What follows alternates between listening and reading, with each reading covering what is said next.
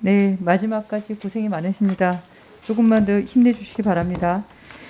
정재훈 한수원 사장님, 지금 한비 3, 4호기 보니까 이것뿐만 아니라 올 상반기까지 콘크리트 공급 341건, 이 공급 중에는 제 키가 넘는 것도 있더라고요. 157cm가 되는 그 정도의 큰 구멍이 뚫린 것도 있고, CLP 안에, 그러니까 철판이죠. 컨테이너의 안쪽에 철판 부식된 것도 1610건이 넘고, 철근 노출도 847건이고, 특히 한빛 3, 4호기에도 문제가 많아서 4호기는 60개월이 지난 지금도 이제 가동이 멈춘 상태죠. 예, 그렇습니다. 네네. 이 건에 대해서 2018년, 19년에도 국정감사에서 문제가 되었더라고요. 네, 이렇게 안전 문제가 생기면서 원전 이용률이 낮아진 이유, 특히나 이런 부실 시공의 문제에 대해서 그 당시에도 말씀을 하신 것 같아요. 예, 25년 전에 시공이 됐던 사안입니다. 네네. 지금 법적 책임이 면책이 되어서 우리가 요구할 수 있는 게 별로 없지 않습니까? 예, 그렇더라도 현대건설 측의 어떤 그 법을 넘어서 네. 그 영광 쪽에 기여할 수 있는 방안을 지금 같이 머리를 요구하고 계신 맞대고 있습니다. 거죠. 네네.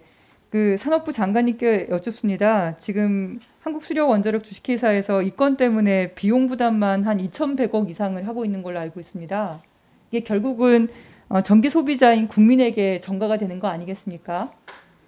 이럴 경우에 원전 부실 시공 보상법이라도 만들어서 그래서 비용을 일부라도 보상을 받아야 되는 거 아닐까요? 예, 그 법이 시행이 되더라도 소급해서 적용이 될 수 있는지에 대해서는 특별법 형태로 만들어야겠죠. 예, 금방 그러니까 생각이 듭니다만은 검토해 보도록 하겠습니다. 어쨌든 그 당시에 부실 시공으로 인해서 지금도 원전이 가동되지 못하고 관련한 비용만, 그러니까 수리비만 2천억 원이 넘고 앞으로도 더 발생할 수 있고, 왜냐하면 지금 정밀 유관 검사만 진행된 상태라서 또 상부 돔에 대해서는 또 조사도 못했으니까 더 많이 나올 수밖에 없는 상황인 것 같고요.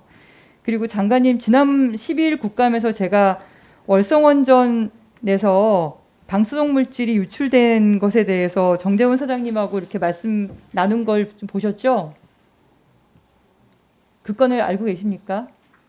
장관님께서도 월성원전에서 방사성 물질이 유출되지 않았다고 생각하시나요?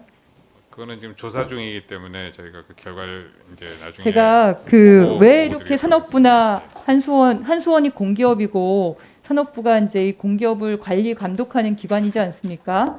근데 원전 안전 문제에 대해서 왜 이렇게 규제기관 뒤에 숨어 있을까를 가지고 원전국의 그 기능에 대해서 들여다봤어요. 봤더니 원전 안전 문제에 대해서는 사무관이 극히 일부 분야만 전담하는 걸로 원전국 전체에서, 그러니까 물론 규제기관의 원전 안전 규제 역할도 중요하지만 운영을 하는 주체가 원전 안전에 대해서, 그리고 국민 안전, 그 주변 인근에 살고 있는 주민 안전에 대해서 기본적인 입장을 가지고 역할을 해야 되지 않냐. 그게 먼저가 아닐까라고 생각을 하거든요. 누가 경찰이 도둑놈 잡는다고 도둑질 안 하는 게 아니라 처음부터 안 하는 게 맞는 거잖아요. 네? 원전 방사성 물질이 되었다라고 규제기관이 말하기 전에 그 된 거 자체를 운영하는 데에서 먼저 인식을 하고 조치를 취하는 게 맞죠. 규제기관이 말하기 전에라도. 근데 이런 안전 문제에 대해서 소홀히 하고 자꾸 규제기관 뒤로 숨는 이유가 원전국 내에 원전 안전 관리에 대한 업무가 거의 없어요.